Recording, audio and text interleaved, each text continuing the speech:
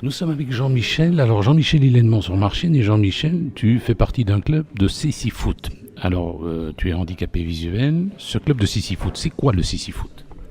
Donc le Cécifoot, c'est du football à 5 contre 5 pour personnes malvoyantes ou non-voyantes. Donc le gardien de but, lui, n'a pas d'handicap visuel. Les 4 joueurs de champ portent un masque sur les yeux pour que tout le monde soit sur le même pied d'égalité. Le ballon est sonore, donc des petites billes qui s'entrechoquent quand le ballon est en mouvement. Et alors il y a aussi 2 barrières latérales d'1,20 m pour éviter que le ballon ne sorte en sortie de touche. Un guide derrière chaque but, donc les goals font 3 mètres sur 2, comme les goals de handball. Et ça se joue en extérieur, évidemment, puisque c'est un sport qui demande beaucoup de communication, d'écoute, et jouer en salle, mais avec l'Écosse, c'est un peu difficile. Et c'est une discipline paralympique. Alors question, est-ce qu'il y a beaucoup de clubs dans la région? En Wallonie, on compte, en Belgique tout court, je vais dire, on compte 3 clubs. Donc d'abord le club d'Anderlecht qui a été créé il y a plus de 10 ans, Charleroi en 2013, et alors l'équipe de Liège qui s'est créée il y a environ 1 an ou 2. Et voilà, Charleroi, pour la petite histoire, participe au championnat de France comme Anderlecht depuis déjà quelques années. Et il y a 2 ans, nous avons terminé à la 2e place après seulement 2 ans d'existence.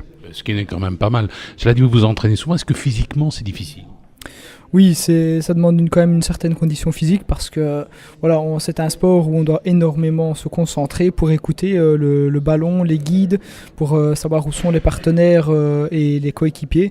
Donc évidemment, ça demande beaucoup d'efforts et la condition physique est quand même indispensable pour en tout cas atteindre un bon niveau au Cécifoot. Est-ce qu'il vous faut des infrastructures particulières, un terrain particulier?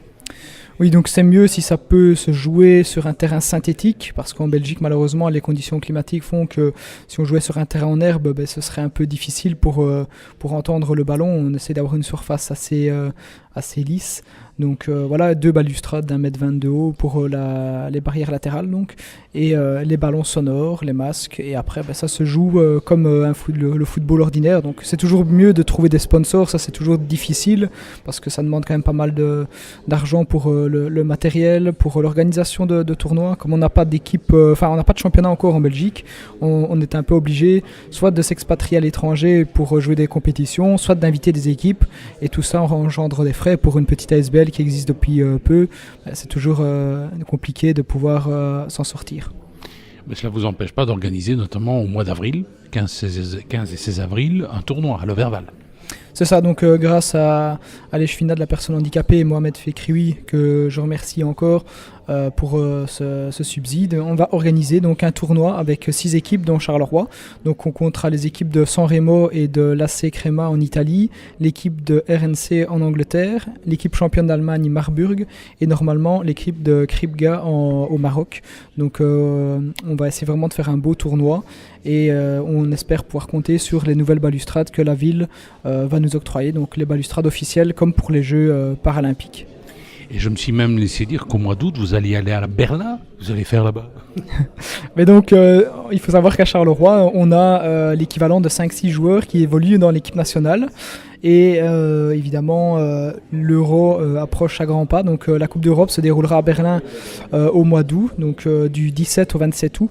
Et on espère évidemment faire mieux qu'il y a 2 ans. Donc on avait été joué à Birmingham en Angleterre. Et là, on avait terminé 8e sur 10, mais en ayant une poule avec les champions et vice-champions français et espagnols qui nous ont battu 1-0. On fait 0-0 contre les Russes qui, eux, vont en finale. Et on bat la Grèce, qui est quand même une équipe qui participe aux Paralympiques depuis déjà, je crois, 3 fois. Donc c'est déjà pas mal du tout. Eh ben ça va, bon vent.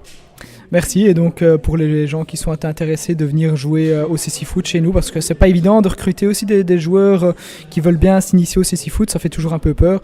Donc on leur donne rendez-vous sur notre page Facebook, donc Cécifoot Charleroi. Voilà, donc ils sont les bienvenus et on accueille vraiment tout le monde, que ce soit filles ou garçons, c'est ouvert à tout le monde. Merci.